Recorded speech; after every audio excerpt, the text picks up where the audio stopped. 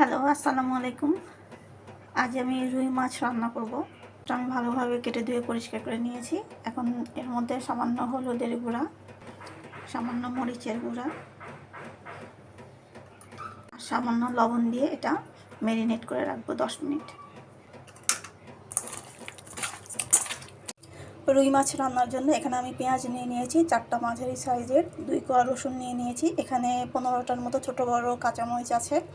এখানে হাফ চামচ মতো মরিচের গুঁড়া আছে, হাফ চামচ হলুদের গুঁড়া আর এই জিরার গুঁড়া নিয়েছি আমি 1.5 চামচ মতো, 1 চামচ ভরে নিয়েছি আর হাফ চামচ জিরার গুঁড়া নিয়েছি। এখানে ধনিয়ার গুঁড়া আছে হাফ চামচ মতো আর লবণ আছে প্রায় 1 চামচ। এখানে আলু আমি কেটে রেখেছি মাছের মধ্যে দেওয়ার জন্য। এখানে একটা দারুচিনি স্টিক আছে আর এখানে একটা এলাচ আমি ফেটে রেখেছি। এটা সুন্দর একটা স্মেল আসবে, এজন্য দেওয়ার জন্য আমি এখানে রেখেছি। এখন আমি এখান থেকে 2টা রসুনের কোয়া আর একটা পেঁয়াজ আর 6-7টার মতো কাঁচামরিচ ব্লেন্ড করে নেবো একসাথে, যেন তরকারির ঝোলটা একটু গাঢ় হয়। আমি এখন মাছগুলো হালকা একটু পেঁচিশ করে ভেজে নেব। মাছ ভাজার তেলেই পেঁয়াজ কুচি দিয়ে দিচ্ছি। পেঁয়াজগুলো ব্রাউন কালার হওয়া পর্যন্ত নেড়ে নেব। একে একে সব মশলা দিয়ে দেবো। হলুদের গুঁড়া, মরিচের গুঁড়া, জিরার গুঁড়া 1.5 চামচ, এই হাফ চামচ আর ধনিয়ার গুঁড়া হাফ চামচ, সাথে লবণ 1 চামচ আর কয়েকটা কাঁচামরিচের ফালি, ফেটে রাখা এলাচ আর দারচিনিটা দিয়ে দিলাম। পেঁয়াজ রসুন আর কাঁচামরিচ বাটাটা দিয়ে দিচ্ছি এর মধ্যে। এখন ভালোভাবে নেড়ে ঢাকনা দিয়ে 5 মিনিট থেকে আমি মশলাটা কষিয়ে নেব।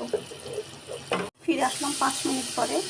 দেখতে পাচ্ছেন তেল উঠে এসেছে, মশলাটা কষানো হয়ে গিয়েছে। আলু দিয়ে আমি 2 মিনিট মতো কষিয়ে নেব ঢাকনা দিয়ে থেকে। আমি মাছগুলো সব দিয়ে দেবো এর মধ্যে। মাছগুলো দিয়ে এখন আমি কষিয়ে নেব 5 মিনিট মতো। 5 মিনিট পরে ফিরে আসলাম, আমার মাছটা কষানো হয়ে গিয়েছে। এখন আমি ঝোলের পানি দিয়ে দেবো এর মধ্যে। কেটে রাখা কয়েকটা কাঁচামরিচের ফালি আমি এর মধ্যে দিয়ে দিচ্ছি। এখন আমি 15 মিনিট মতো এটা জাল করে নেব। ফিরে আসলাম 15 মিনিট পরে। আমি এখন একটু পেঁয়াজ বেরেস্তা দিয়ে দেবো এর মধ্যে। এর সাথে আমি কিছু ধনিয়া পাতা অ্যাড করে দিচ্ছি, এটাতেও খুব সুন্দর একটা স্মেল আসবে। এই তো আমার মাছ রান্নাটা কমপ্লিট হয়ে গিয়েছে।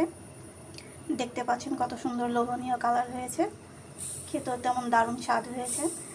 সবাইকে ধন্যবাদ আমার ভিডিওটা দেখার জন্য। ভিডিওটা ভালো লাগলে সবাই প্লিজ লাইক কমেন্ট শেয়ার করবেন আর আমার চ্যানেলটাকে সাবস্ক্রাইব করে রাখবেন।